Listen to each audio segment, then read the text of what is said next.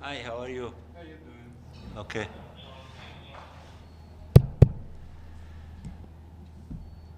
I think, as you know, that the open segment of the Security Council has concluded, and members of the Security Council went to the consultation chamber to, I suppose, ask questions of Mr. Tor Wensland. One can make the observation that Tor Wensland and almost all speakers agreed on conveying a very bleak picture of the situation in the occupied Palestinian territory, including East Jerusalem. And reports of the UN, the OCHA reports, concluded, which many speakers referred to that the year 2022 is the bloodiest year against Palestinians in the occupied West Bank, including East Jerusalem. So if that is the assessment before the Security Council, then who is stopping the Security Council from implementing resolutions, including 904, to provide protection for the civilian population, for the Palestinian civilian population? Just to analyze and describe the situation without acting is not elevating the situation of the Security Council to what is needed.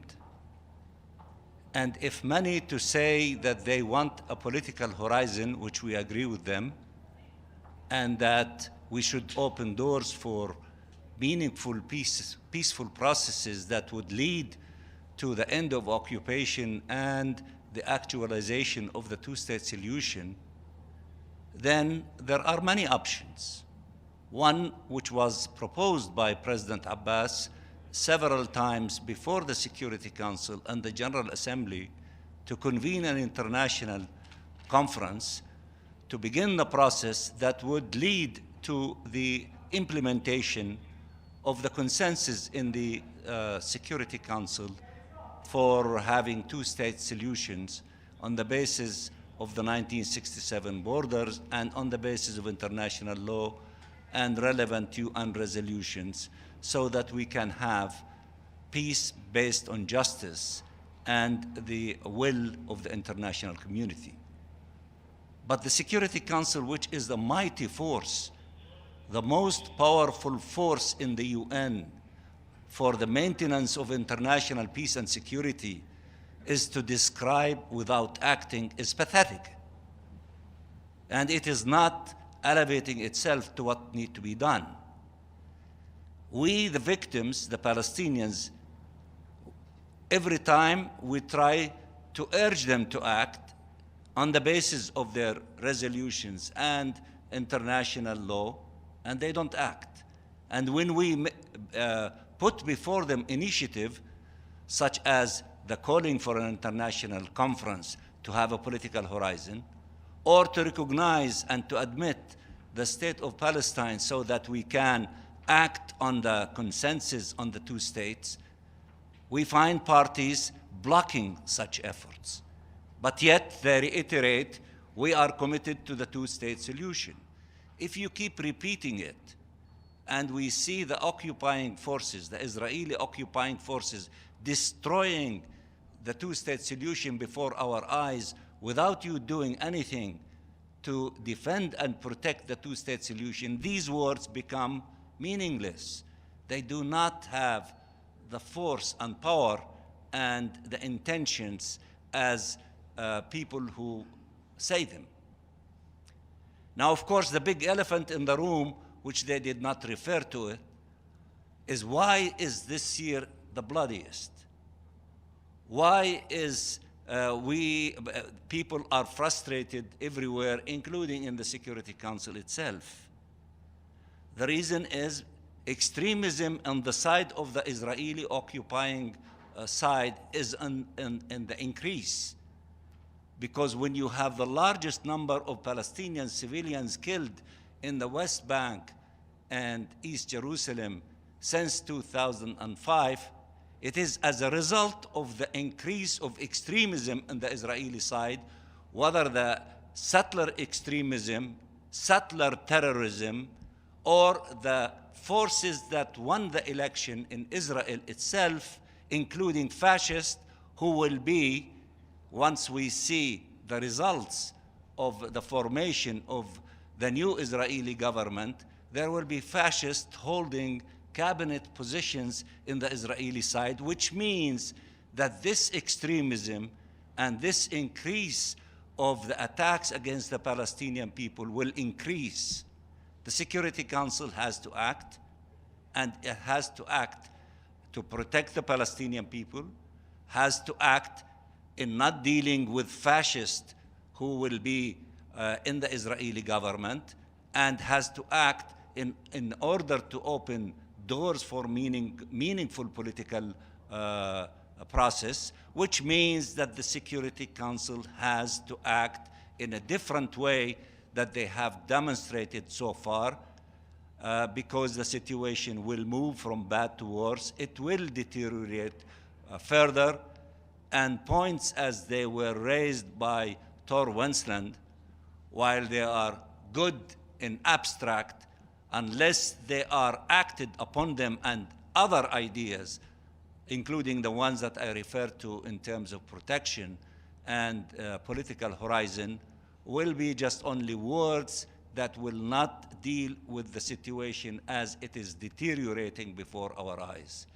It is a very bleak situation, but our people will not surrender, will not raise white flags, will defend their rights, will defend themselves, and will continue their march to put an end to this occupation, to this system of discrimination, to this apartheid that we are living under, and to enjoy freedom and dignity in our own free and independent state of Palestine, contiguous, sovereign, as there is global consensus on these things.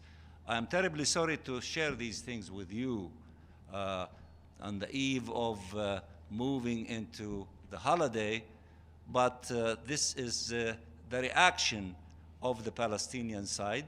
There are more than one Palestinian leader saying that there will be some changes to the strategies and the tactics deployed by the Palestinian leadership in order to protect our national rights, and in order to protect our people, and to protect the attainment of the inalienable rights of the Palestinian people.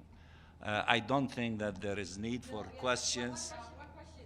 With, Ambassador, thank you. Tissam Azim, Al Arabi Al Jadid newspaper. You talk about strategies that the Palestinian Authority and Palestinian people are planning to have. Could you explain more, given the fact that you are going to face a very, as you said, also a fascist government in which there are Kahanist, settlers, etc. So what are these steps that you're talking about? Thank you. Well, one of these steps that we have undertaking is taking the entire component of the question of Palestine and occupation and the essence of the system that we live under occupation. We're taking that to the International Court of Justice. That is one step in that direction, but we will be exploring and studying further the details of this potential new Israeli government and its platform and its individuals, and what they will be doing to the Palestinian people, to resort to further steps that the Palestinian leadership and the Palestinian people will agree to. But we will not accept to be as paralyzed as as we've seen in the Security Council.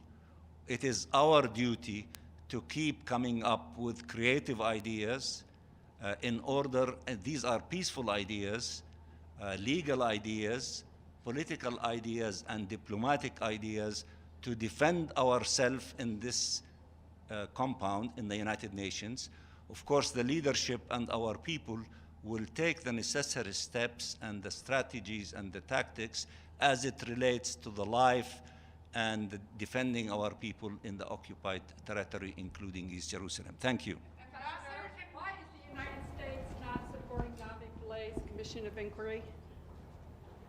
Well, this is a good question to ask the representative of the United States.